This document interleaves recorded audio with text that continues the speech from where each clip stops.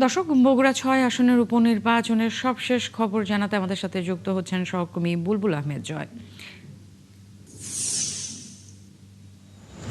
জয়, একটু জানতে চাই, জামাত প্রার্থী অভিযোগ করছে, আমরা দেখছিলাম প্রতিবেদনে, আপনি তো মাঠে রয়েছেন, মাঠের কি অবস্থা, ভোট গ্রহণ কত শতাংশ হলো, সব মিলিয়ে একটু বিস্তারিত জানাবেন।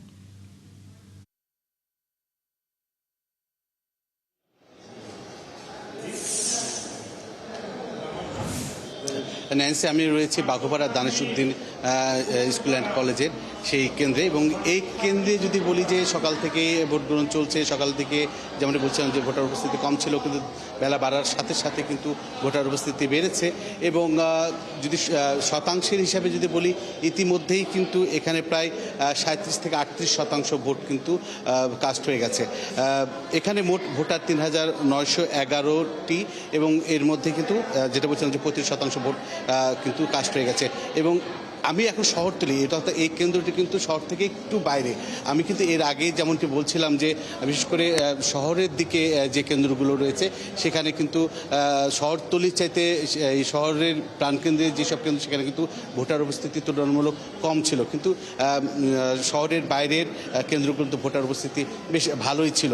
এবং ধারণা করা হচ্ছে যে এখানে 40 থেকে 45% ভোট কাস্ট হবে। এবং আমি যদি পুরো চিত্রটা দেখাই, তা যদি দেখা যাচ্ছে যে এখনই কিন্তু অনেকেই কিন্তু আসছেন এবং ভোট দিচ্ছেন।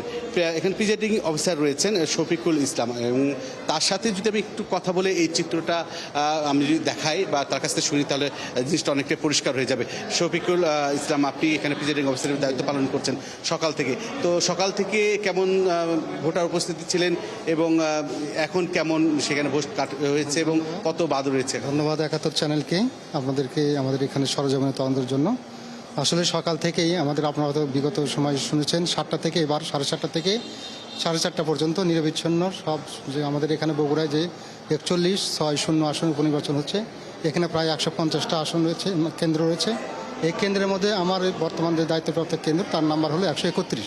এখানে মোট ভোটার সংখ্যা 131, এবং ভোটার সংখ্যা হলো 3911। যে কথাটা আপনি বললেন যে সকাল থেকে সবারই তো হিউজ কিউ ছিল না, কিন্তু সবাই উৎসবমুখর পরিবেশে একটু পরে মহিলাদের বিশেষ করে পার্টিসিপেশনটা খুব ভালো ছিল। মহিলাদের উপস্থিতি অনেকটা ভালো। এখানে আপনার অবগতির জন্য জানাচ্ছি যে এখানে 3911-এর মধ্যে ভোটার, তার মধ্যে আমাদের নারী ভোটারই হলো এখানে 2006। তার মানে এক্সেপ্টিং যে অ্যামাউন্ট আপনার 1905, সেটা হলো পুরুষ ভোটার। তো আমি নিজে সরজমিনে যেটা দেখলাম, এখানে কাস্টিংয়ের দিক থেকে মহিলারা এগিয়ে, যেহেতু ভোটার, এবং এ পর্যন্ত 38 থেকে 39, তার মানে প্রায় 1600 ভোটের মধ্যে কাস্ট হয়েছে। তো এই চিত্রটা যদি বলি যে ন্যান্সি, যে এই বগুড়ার যে উপনির্বাচন 6 আসনে হচ্ছে, এখানে কিন্তু মোট ভোটার 4,54,000, এর মধ্যে পুরুষ ভোটার 2,23,000 এবং নারী ভোটার 2,31,000।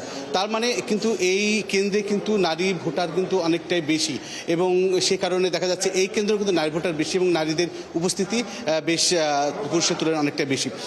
এবং যেটা বলছিলেন যে অভিযোগের কথা বলছিলেন, যে জামাত ইসলামের যিনি প্রার্থী ছিলেন তিনি কিন্তু সকালের দিকে অভিযোগ করেছিলেন, এবং বলা হচ্ছে যে ভোট গণনার যে শীট রয়েছে সেখানে এজেন্টদের স্বাক্ষর নেওয়া হয়েছে আগে থেকেই, কিন্তু অন্যান্য কেন্দ্রগুলোতে আমি কথা বলেছি, সেখানে কিন্তু এই ধরনের ঘটনা ঘটেনি। এবং এরপর কিন্তু যদি বলি যে পুরো আসনের প্রত্যেকটা কেন্দ্রেই মোটামুটি আমি তথ্য নিয়েছি, সেখানে কোনো রকমের অপ্রীতিকর ঘটনা ঘটেনি, বা সেই তথ্য আমাদের কাছে এখন আসেনি। তো সব মিলিয়ে বলতে পারি যে উৎসবমুখর পরিবেশেই ভোট অনুষ্ঠিত হচ্ছে, এবং ভোটাররা এখনও আসছেন এবং ভোট দিচ্ছেন।